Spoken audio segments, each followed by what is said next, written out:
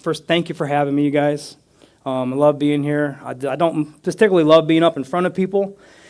Ex-alcoholic talking to me about this would be a lot easier with the six-pack. I say that to everybody. I like just take the nerves off. And to defend myself, when I shot that video not even a year and a half ago. Last June, we shot that video. If you can't tell, I've lost 50 pounds. And ironically, I thought I looked really good when I shot that video. I was a power lifter then. I was benching 410 just for I blew my shoulder out. I had shoulder surgery this year, and I've lost so much weight. I haven't even lifted weights in a long time. I'm a stickler on time, but I get lost in a lot of rabbit holes. My men will always tell you that. But Pastor Ryan's nuts. You guys, the band, you guys did great today. That was amazing. Your bass in here is so good anyway. You couldn't even tell you didn't have a drummer. But you guys did great. Yeah, you guys did awesome, man. We love that loud music at our ministry over there. We got a lot smaller than this, but our system is so big. I've actually blown windows out of our chapel already and had to have them replaced. And so just to know I got the power to use it if I want to. And I do sometimes when there's no one around. And someone sneaks up on me and scares the crap out of me. Anyway, what I'm going to tell you guys, I'm not going to preach at you, keep you here all day, because I hated that when I was a kid, because my mom and dad drugged me to church my entire life. My whole life. I went to a Living Word Christian school as a kid.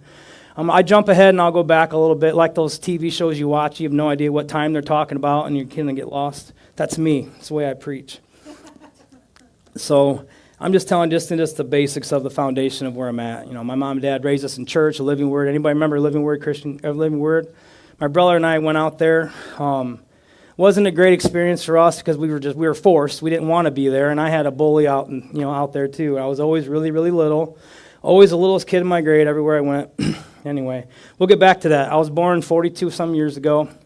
I was the largest baby born in Stryker history, and I was born right here in town. To this day, nobody's been bigger than me. 12'6", anybody? Any of the moms are like, holy cow, that's a 7-month-old.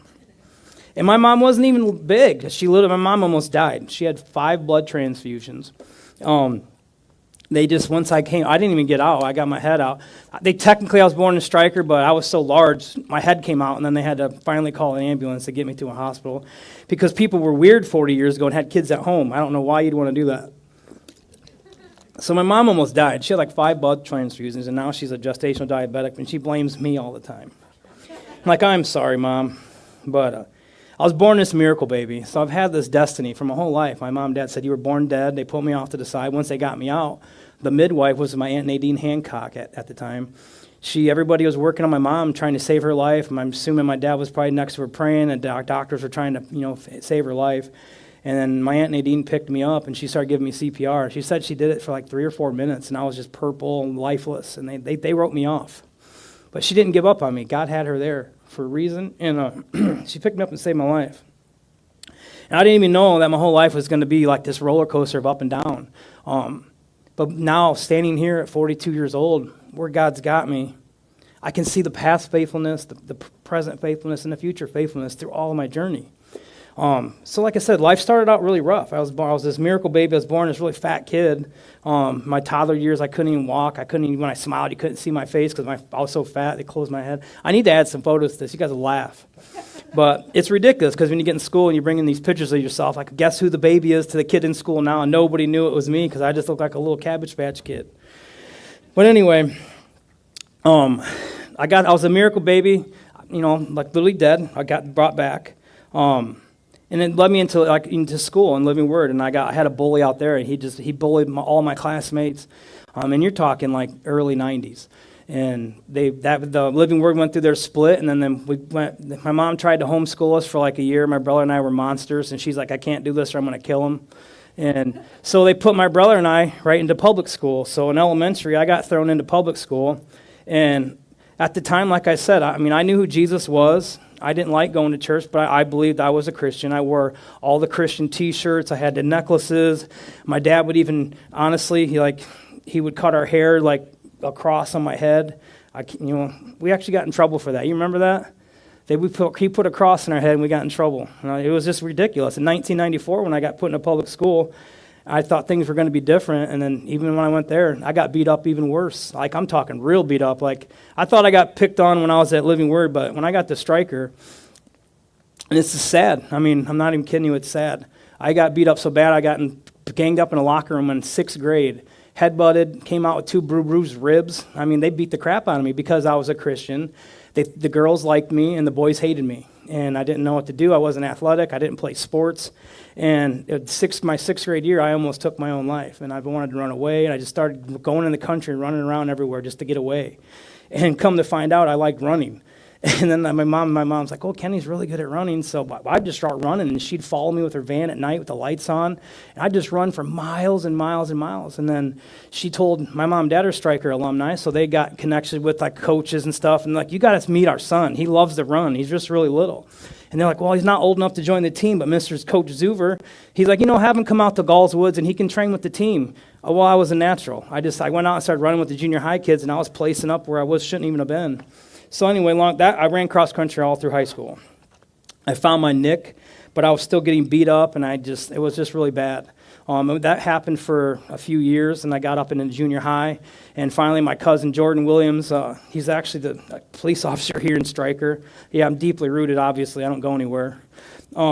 He actually, at the time, he was like a kickboxer, martial artist, and he heard I was getting beat up, and he got me my first 2 little weights. And he started teaching me how to keep my guard up and getting in the right stance, and be ready at all times. You can stand there like this, and you could but if you get in a different position, it helps a lot. Just being ready. So he was teaching me that, how to be agility and how to stand and how to protect myself. Well, anyway, my dad was getting sick of me getting beat up. We've tried everything, vetting through the school. We told the schools couldn't stop the bullies. And then what really makes it a lot better is your mom takes you to the bully's house to tell his parents. That did not turn out well, and I begged her not to. I was crying on the way over there. I got it twice as bad the next day at school. I mean, it was terrible. And the moms, they always want to be she's the hover mom, and she's like, which is weird because I'm surprised we even lived through the 80s because I don't even know, she knew where my brother and I were most of the time. But when it came to something like that, she's like on it, Anyway, that did not help. Years went by. I got bullied for a couple years. It was really dark years. 6th and 7th grade were the darkest years of my life. And that's what I try to talk to my son Jackson's about, because he's about to go into the years that were the darkest for me as a kid. And I just couldn't imagine seeing him go through it. The stuff that my parents had to see me go through. And Dad always told me, God's got plans for you.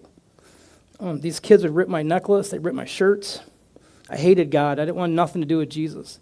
I put him so far back out of my life. I started cussing and smoking and just hanging out with the kids. Because why? I wanted to be cool. I wanted to blend in. I was sick of getting beat up. I was sick of this happening to me every time I stand up.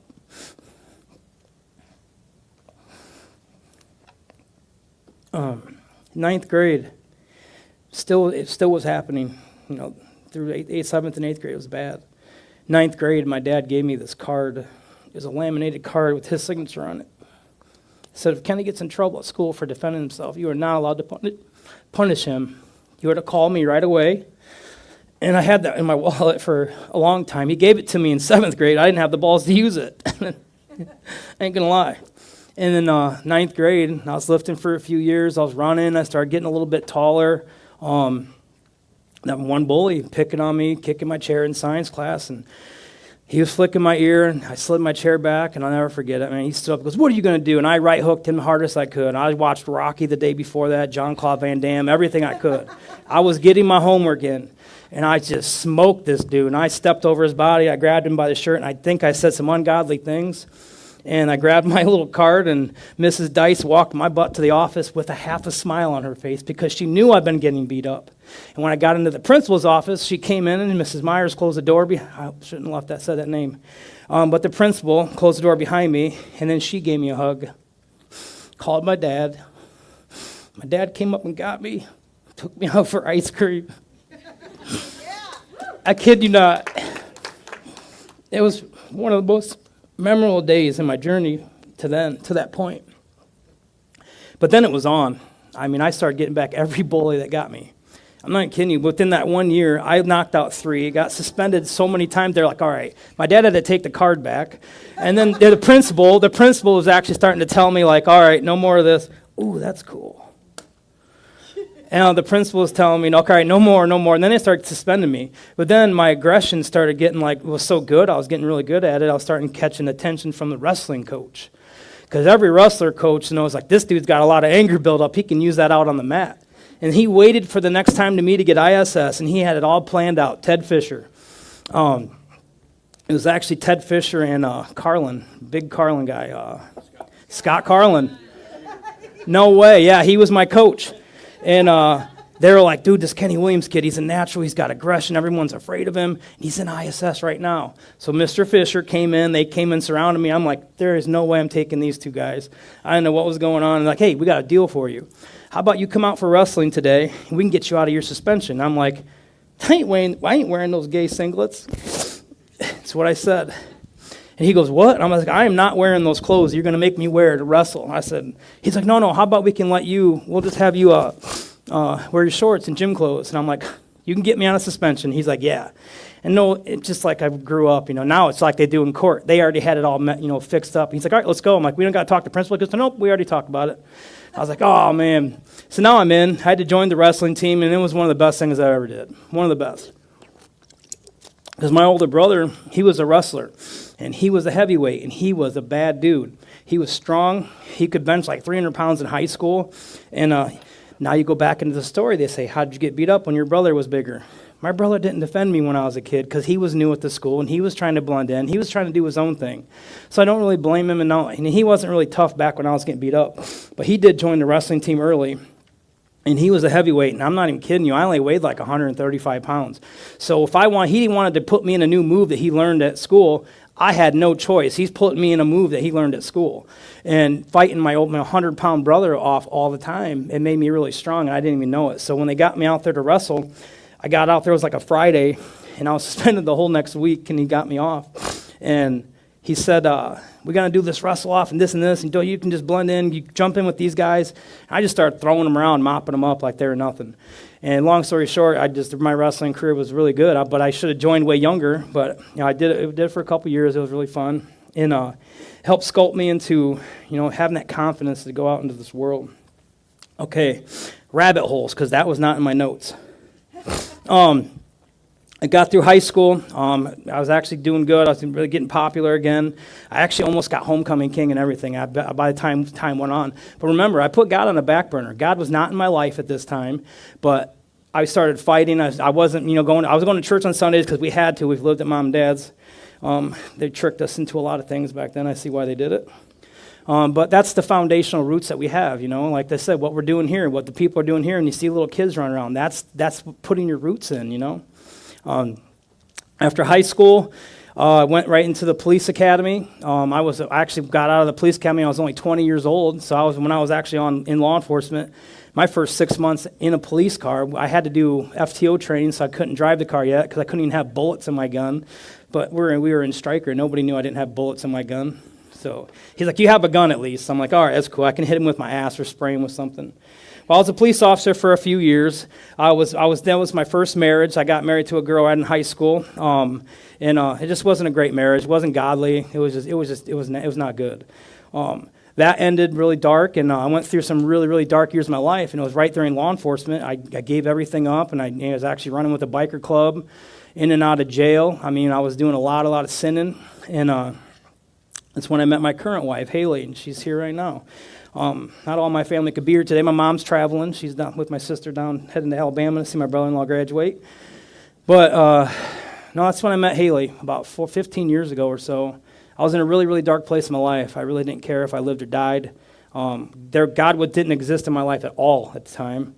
But luckily, Haley was, she was somewhat godly at the time. She always wanted to go to church. She's always trying to get me to do the right things. But she was young, too, and we wanted to have fun because what's in the ways of this world, that's the fun stuff, Walking the line, doing the things that we're doing now, doing things we're doing here, that's the hard stuff. Because what we're doing, we're going to root it down so when the bad things happen, those good things come out. But anyway, I'm in my dark times. Oh, I did bring my highlighter. Hang on. If I don't do this, I'm going to get lost. Okay. I went through my dark times. Haley and I found each other. Her brother was actually my best friend. She was in a relationship with a dude in college, and the dude was not being nice to her, and they knew I liked beating people up that picked on bullies. So they're like, dude, we'll give you a case of beer if we go up there with us and take care of this dude that's not treating my sister right. I'm like, let's go. So they picked me up. We went up there. And, long story short, it did not go exactly like I expected it to go. Because some people, when they're stuck in a situation, they just don't know they're in that bad situation. And I was just trying to help, And believe it or not, the lady that I married, the one that I love, she was punching me in the face that night before I left. And I was there to try to help her. I'm like, well, you're an idiot. I'm out of here. And I didn't talk to her for 3 months after that. And she texted me, and she's like, hey, I'm sorry. I'm out of that situation. I really appreciate what you were trying to do. And now I'm seeing what you were trying to do. Can I see you tonight? And I instantly was like, I was sitting next to her brother at B-Dubs, actually. And she texts my flip phone. And she says, this is Haley Myers. Is Tyler with you? And I said, well, yeah, hang on, here he is. And I'm typing it in. That takes 10 minutes. And I'm going to hand it to him. And then she goes, no, don't show him I'm texting you. I'm like, and I was already nudging him, and he's talking to a girl probably. And he's like, what? And I'm like, nothing. And she's like, I want to see you ditch my brother. I'm like, I'm in. And seriously, she's been my girl since that day. Romantic, right? But anyway, I knew she was it. When I saw her, I couldn't stop thinking about her. You know them butterflies you get. And I love it because I still get it after 14 years. But we've been married almost 14 years next year, and first 7 years of our relationship, I was the guy that Pastor Ryan was talking about. I wasn't that man stepping up to the plate. She was taking the kids to church by herself on Sundays because I thought I just needed to work hard. That's all I needed to do as a man. So I was working at Worthington Steel like 60 hours a week. I was always cutting hair. I'm not having really talk about the barbering because today is more about God. And I'm going to show you how God and the BarberShop connected and, how it became a thing. Yeah, I was working really hard. I thought I was doing everything right. I said, I'm doing all these things, me, not God. God's not here working all these hours. God's not paying all my bills. I really didn't even know how it worked until now, and I see how it works. I get to see it every day. So anyway, we both drank. We did our dumb stuff every other weekend when I didn't have my boys. I have a 22-year-old son, 19-year-old son, 17-year-old son, soon to be 12-year-old son, and a 10-year-old daughter that thinks she's 20. So I have 5 kids. My youngest is my daughter, and she literally, I don't think she's ever going to date. 4 older brothers and a dad like me. These boys are going to have wheelbarrow balls, I'm telling you. But anyway, I speak what I say. Anyway, 7 years, we did our thing. But she was going to church, doing it on her own. And just like you said, I couldn't even believe you said it. She was literally going to church on her own because I'd cut hair. I would work all week. I'd cut hair every Saturday of my life, whether what shift I worked, because I worked swings. I'd cut in the morning or I'd cut in the evening. And then I would drink. My buddies would come over, and whatever they'd pay me, I'd just take tips, for my haircuts. Because I never in a million years thought I could ever make a career out of cutting hair. I was like, there's no way. I just love doing it. I started cutting hair 27 years ago this month. And like I said, I jump around a lot, but it's in my notes. My notes suck, but I can read them. But when I get to the haircutting journey, I'll plug some certain things in. But there's a lot of key words that you guys are going to get out of my testimony. So this is kind of like the middle spot where it's starting to transition. So you're going to start seeing tangible things take place, and you're going to start seeing change. And in the testimony, there's proof of faith, there's hope, there's redemption, there's restoration. These are the things that you're going to see within the next. What time do you guys get out of here? And don't lie, not talking to you. Somebody else. Okay. Because you'll just tell me 2. Jeez. Well, I normally only preach a half hour, so if I go over, then we're good. We're good. All right. So anyway, that's where we're at. So the 7 years that we were together, like she was going to church without me, and I knew I needed to change. Even at the time I was doing it, I felt like I needed to change. But that's my nights I wanted to drink. Saturday nights I tied one on, and I'd hang out with my buddies or my cousin, and all my, we'd just chill. We wouldn't go to bars. I never cheated. We didn't do anything. I drank at home, and I worked really hard, so I didn't think I was doing anything wrong. But I obviously, looking back, I know I was overindulging. I wasn't a great husband. I obviously wasn't a great father, but my kids didn't know any different because they just said I was funny as heck when I was drunk. They're like, Dad, you were so funny, and I always gave them money all the time. I was like, yeah, that's how we got a dog and cats. They always ask me when I was drunk. You notice we ain't got no pets since I've been sober, but one. Yeah, and I love animals, don't get me wrong, but it's not in my house. Well, anyway, I'm going to take you guys back to 7 years ago when I did get saved and sober. My wife just had enough. She was always busting me up. She's saying, pushing me because She wanted me to be this person that she knew I could be. She wanted me to be the person that my mom and dad always told me that I had the potential to be. And obviously I didn't want to hear it because my agenda's pretty full, and I thought I was doing everything right. Like I told you, I was like, I'm doing all these things. God's not doing them. And sure enough, she ended up leaving me. She took my babies, my little ones, and because my older three were with my ex-wife, so I had got them just every other weekend, and I tried to do my thing with them, and I tried to show them I love them and put them in priority. Once, we got on our own and married and stuff, I thought I was already doing good. So she left me, my whole life turned upside down. The day that she left, she had it planned out. She had the kids all loaded up. It was the 4th of July weekend 7 years ago. I just hit my 7-year sobriety like last Sunday or 2 Sundays ago. Last Sunday. 2 Sundays ago. I don't even know. I don't know. It wasn't that long ago.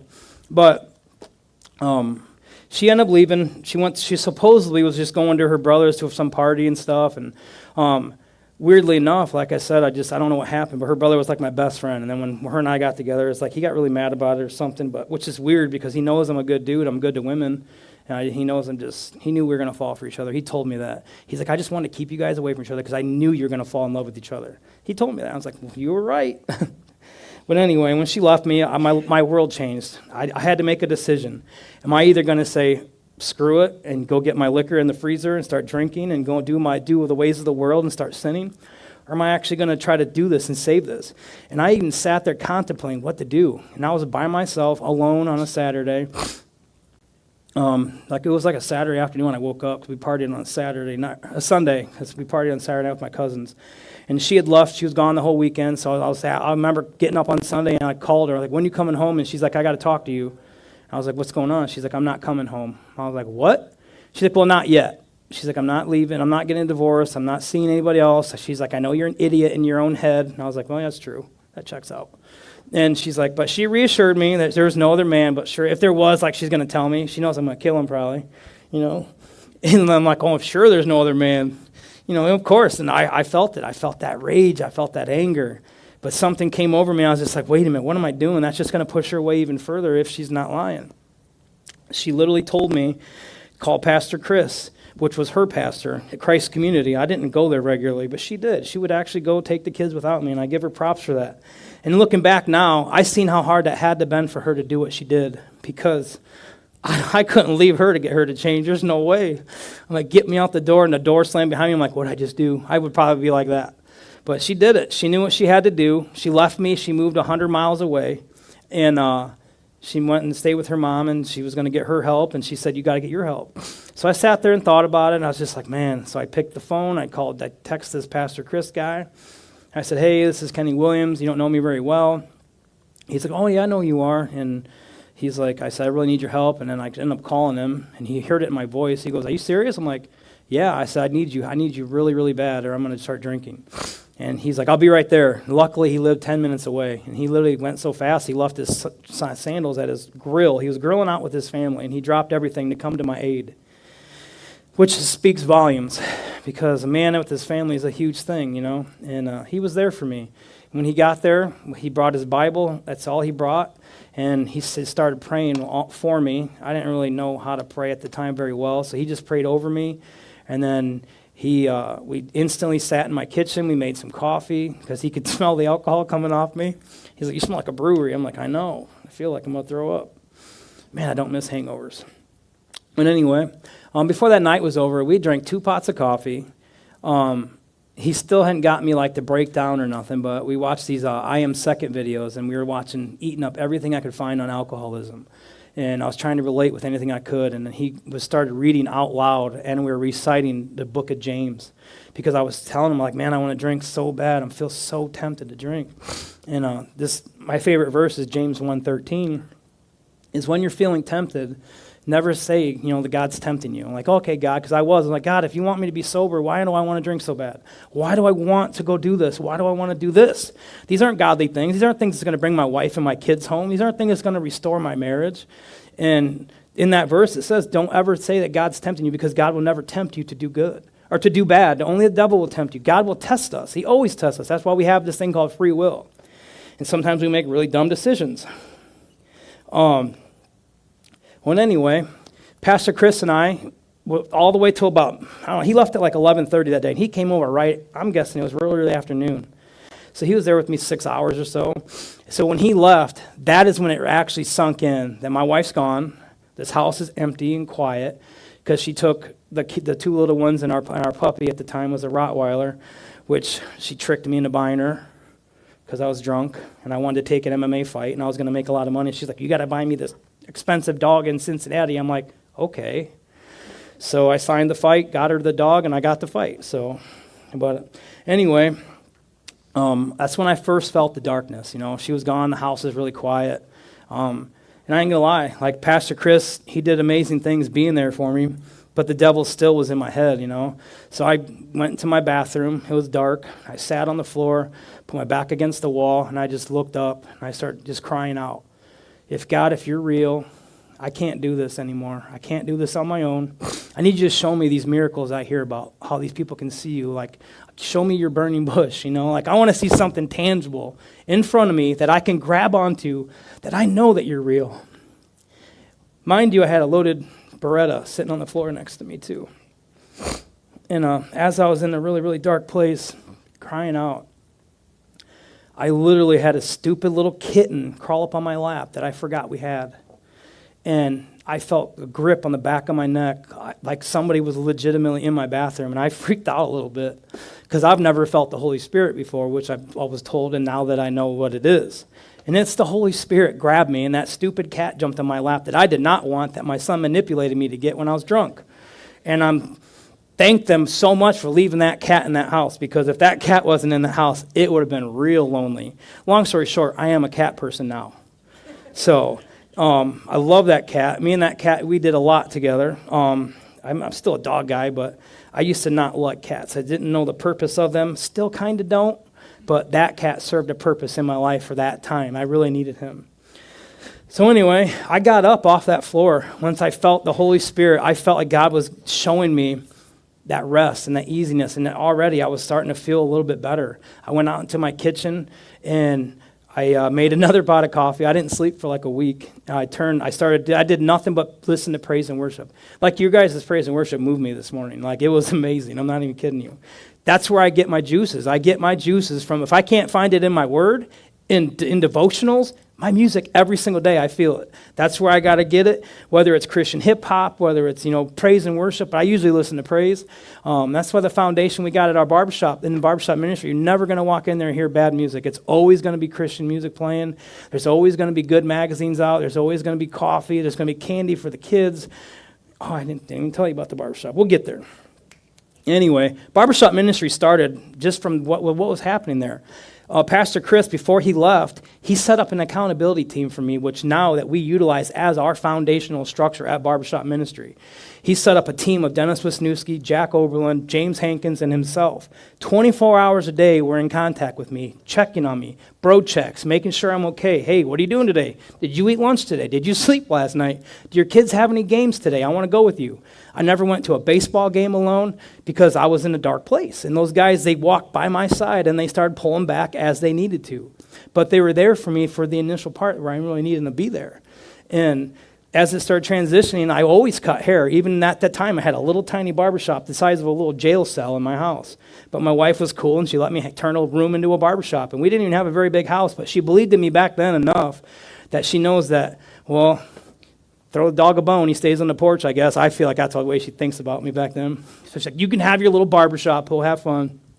And it kept me home because I had my little man cave, a little TV, my guys to hang out. It was small. Like I'm talking, the person in my barber chair, you could scratch the knee of the next person waiting. That's how close it was. It was pretty funny. And we had a TV on the wall that looked like a movie theater because it was 5 feet away. But it was neat. It was the beginnings of it. But I've always cut hair in the back room. Started cutting hair 27 years ago, July.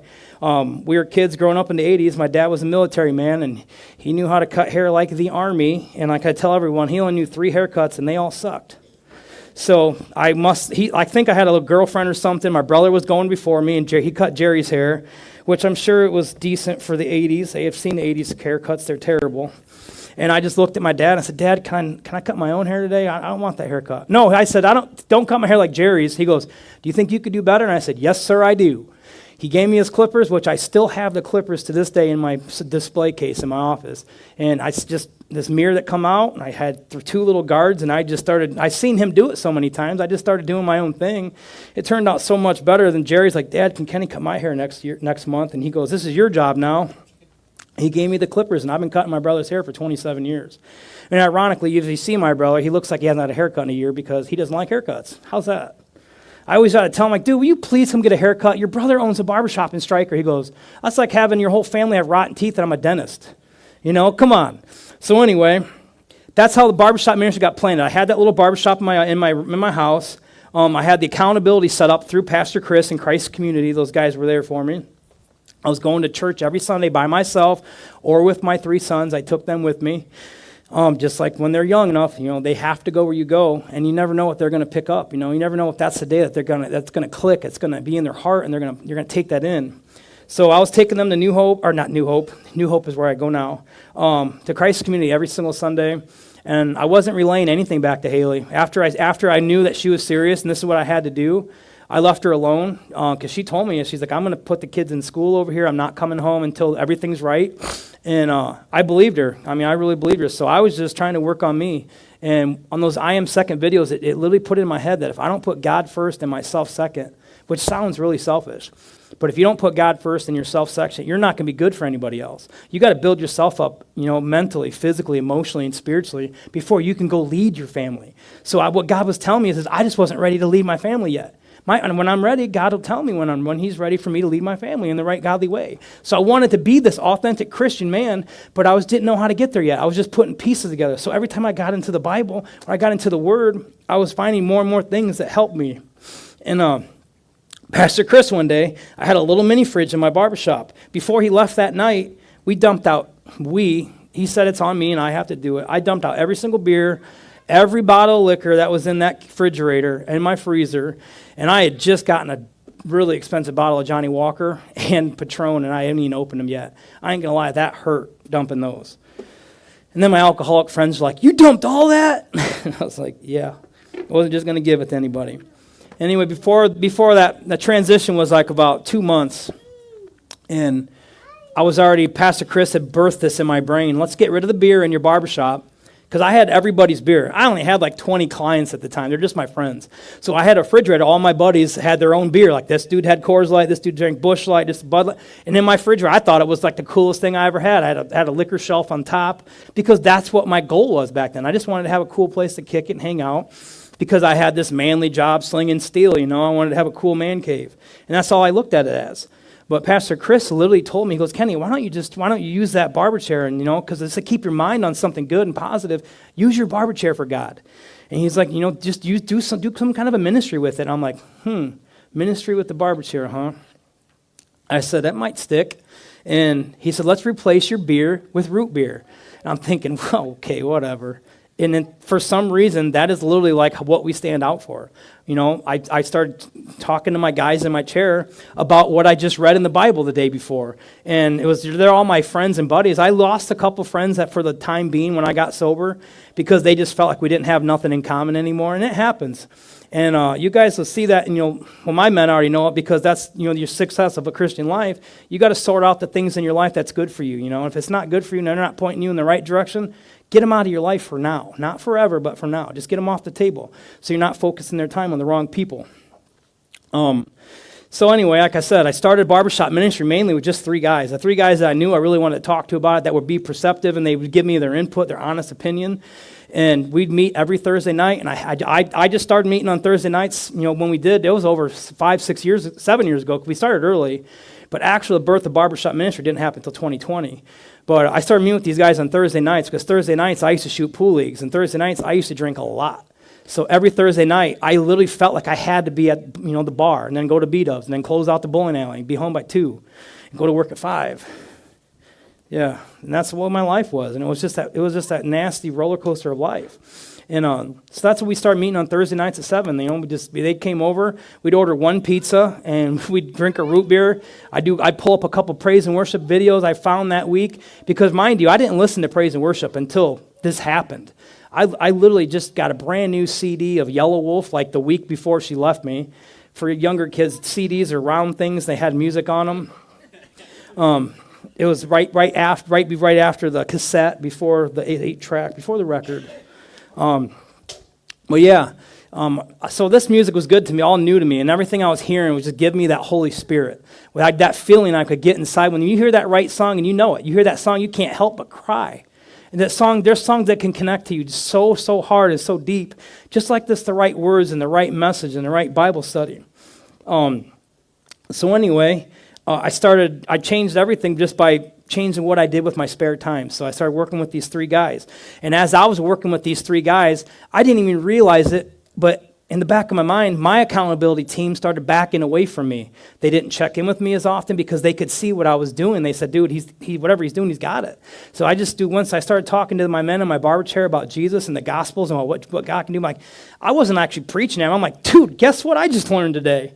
And that's how it started. And these guys are like, dude, I don't know what it is, but I like what you're talking about. Let's talk about it more. And I said, well, why don't you come up back next Thursday, and you can go join my little group. There's 3 of us. Anyway, that's literally how all this started. And now we've got up to 60 guys that meet on Thursday nights. And we've outgrown already 2 buildings because I end up having like 7 in my little house. And it was getting pretty crowded. And my buddies kept saying, like, dude, it's getting bigger and bigger. We need to get you a building. And then I got the building across from Subway, and we outgrew that in like a year and a half, 2 years, and now right here behind you guys. So, I mean, it's going good. Like I said, started BarberShop ministry in 2020 officially. We got out of that building in 22. I just purchased my dad's clinic in the winter of 22, and we got in there June of last year. So we just hit our 1-year mark here at our new building. Our next plan is to actually open up a barbershop ministry in Hicksville, Ohio. I'm just looking for the right building, and I already got a master barber to run the shop, Jamie Henderson. He works with me here at Stryker all the time. He's amazing. He actually cuts my hair. He's going to do great over there. He's going to be the manager, and he'll run that shop for me. And my sons, Anthony and Kenny, are both going to barber college, and they're going to both work for me as well. And Jackson as well. Jackson's been cutting. He's been wanting to cut hair since he's about 3. So anyway, that's just... Long story short, like I said, there's more to it I got to get into, but just in the things that I've already spoke about, I mean, it shows the grace of God. And when the grace of God happens, all these things are happening to me. I'm piggybacking off. I was already going to talk about it, but I know what Pastor Ryan has already did.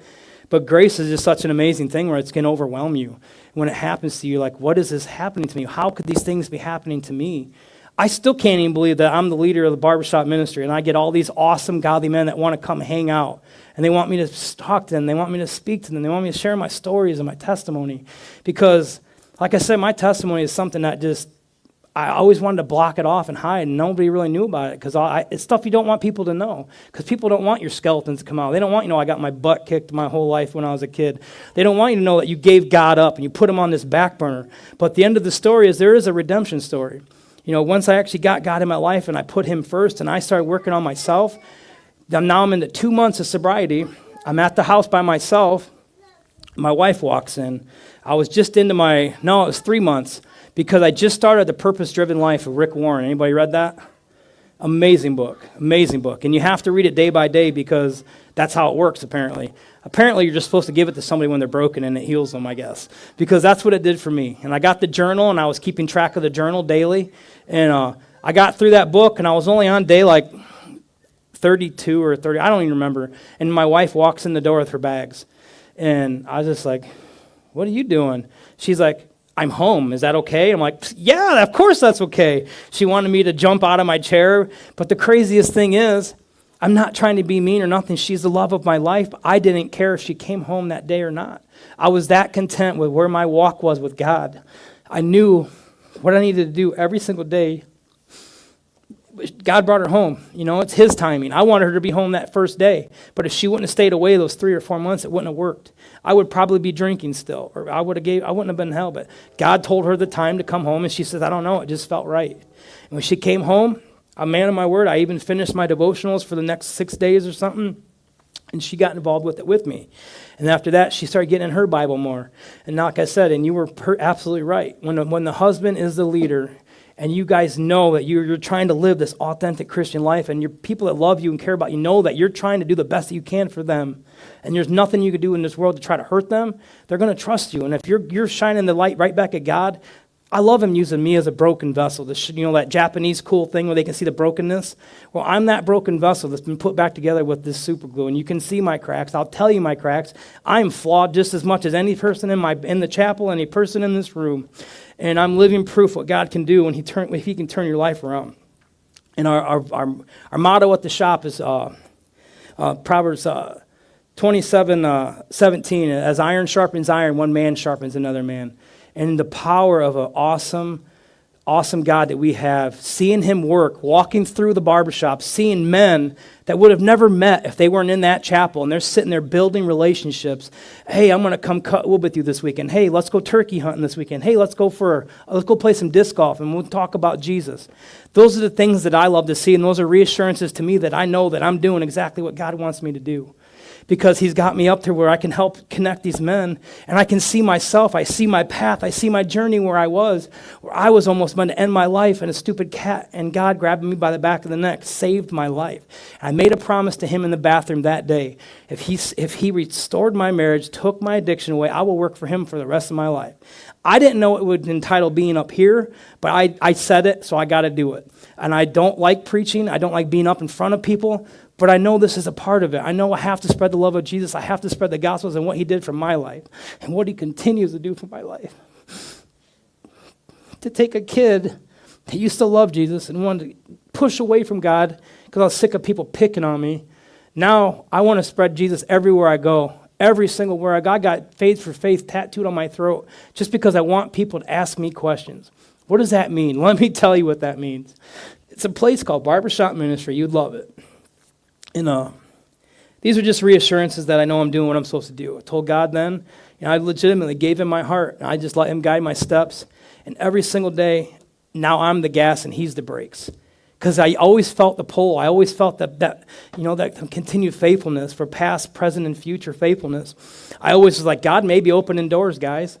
But I'm always like, stop. I don't want to go through that door because I don't know what's in there. I'm comfortable where I'm at right now. But if you're comfortable, you're not supposed to be comfortable. Get out of your comfort zone and go out and tell someone about what Jesus and God did for you and what he can do for you and others. I don't even know. I think that's all I got. Anyway, guys, that's literally, I call that my redemption story. God restored my marriage. He took away my alcohol addiction. And he literally gave me this platform to use for him. And as long as I keep continuing to use it for him, I have not even seen anything fail. The time frame may fail. It may not be when I think it's going to happen. That happens all the time, don't it, babe? All the time. So don't put everything in all your eggs in one basket. Don't put things into your own control. Give it to God, follow him, and remember everything that you're doing. If you're taking self-gratification in it, it's not what you're supposed to be doing. Whatever you do, do it for the Lord. Find your stewardship, do it for the Lord. Anything you like to do, you don't even have to have money. You have a gift of something, gardening, carpentry, do it for the Lord. Donate the vegetables, donate tables, make beds for the homeless. Get out and do something. So just don't get stuck in that rut. I'm going to end with that. Can you pray with me, please? Dear God, I just want to thank you so much for just the opportunity to be here with all these people, Lord, to use me as conduit to get to the right person, the right heart, put the conviction on somebody to let them know what they're doing let them know that it's wrong. Let them know that you got them, that they can give it to you. They don't need to take all this baggage with them, Lord, that you are awesome and you are an almighty God and you have their back. And no matter what, in Jesus' mighty name, amen. Thank you.